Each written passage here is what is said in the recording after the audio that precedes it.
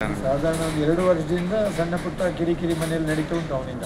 ಅದಕ್ಕೆ ಎಲ್ಲ ಊರಿನವರೆಲ್ಲ ಸೇರಿ ಸ್ವಲ್ಪ ಆ ಕಡೆಗೆ ಅವನು ಆ ಕಡೆ ಈ ಕಡೆ ಮನೆಯವರೆಲ್ಲ ಸೇರಿ ಸ್ವಲ್ಪ ಕೂತು ಮಾತಾಡಿ ಸರಿ ಮಾಡ್ತಾನೆ, ಸರಿ ಆಗ್ತಾನೆ ನೋಡ್ತಾ ಇದ್ದೇವೆ. ಆದರೂ ಸರಿಯಾಗಿಲ್ಲ. ಇತ್ತೀಚೆಗೆ 1-1.5 ತಿಂಗಳಿಂದ ನಾನು ಸ್ವಲ್ಪ ಅವಳಿಗೇನೋ ರಾತ್ರಿ ಹೊತ್ತು ಕರ್ಕೇರಿ ಮಾಡಿ ಕತ್ತಿ ತಗೊಂಡು ಕಳಿಲಿಕ್ಕೆಲ್ಲ ಬಂದ.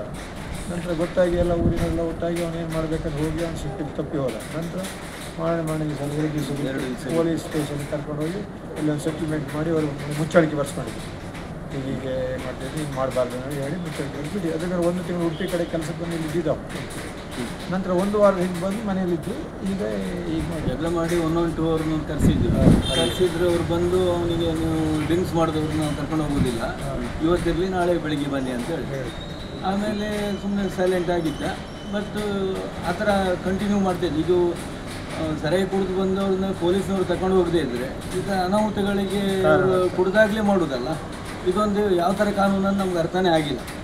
ಇದೊಂದು ಭಾರಿ ಬೇಜಾರದ ಸಂಗತಿ. ಯಾಕಂದರೆ ಡ್ರಿಂಕ್ಸ್ ಮಾಡಿದವ್ರನ್ನ ಪೊಲೀಸವರು 1 ತಿಂಗಳು ಬರ್ತಾರೆ, ಅವ್ರಿಗೆ ಬುದ್ಧಿ ಹೇಳಿ ಹೋಗ್ತಾರೆ. ಅವ್ರನ್ನ ಕರ್ಕೊಂಡು ಹೋಗಿಲ್ಲ ಅಂತ ಅದ್ರ ಮೇಲೆ ಮುಂದೆ ಆಗುವ ಅನಾಹುತಗಳಿಗೆ ಯಾರು ಹೊಣೆಗಾರರು ಯಾರಂತೂ ಗೊತ್ತಿಲ್ಲ. ಇದು ಆಗಿರೋದು ಇದೇ ಥರ.